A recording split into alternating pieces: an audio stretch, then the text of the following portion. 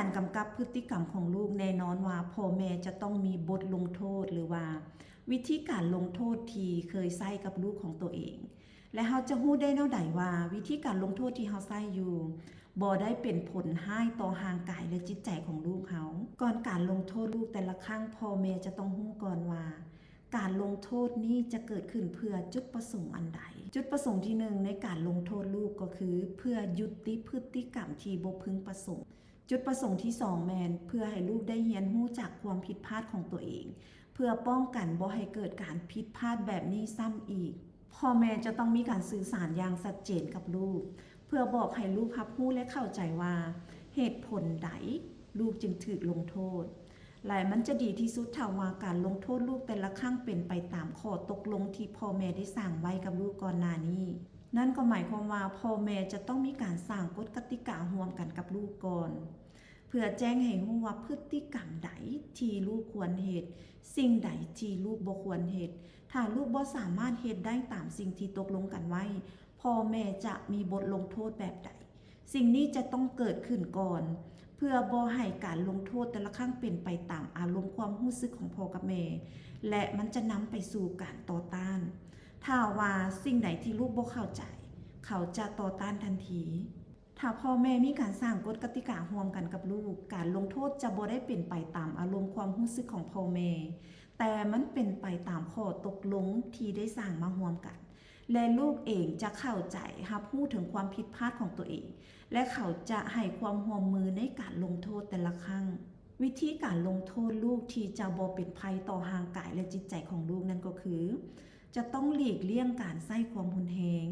หลีกเลี่ยงการตำหนิที่ตัวตนของลูกพ่อแม่จะต้องแยกให้ออกว่าตัวตนและพฤติกรรมมันต่างกันถ้าว่าพ่อแม่เห็นว่าพฤติกรรมใดมันบ่ดีพ่อแม่อยากให้ลูกหยุดอยากให้ลูกเปลี่ยนพ่อแม่จะต้องเน้นไปที่พฤติกรรมนั้นและบ่เหมารวมว่าลูกบ่ดีพฤติกรรมบ่ดีเฮาบ่ยอมรับเฮาแก้ไขช่วยลูกแต่บ่ได้หมายความว่าลูกเฮาบ่ดีเช่นว่าลูกมักใช้เสียงดังโวยวายหรือว่าเว้าคำหยาบกับพ่อแม่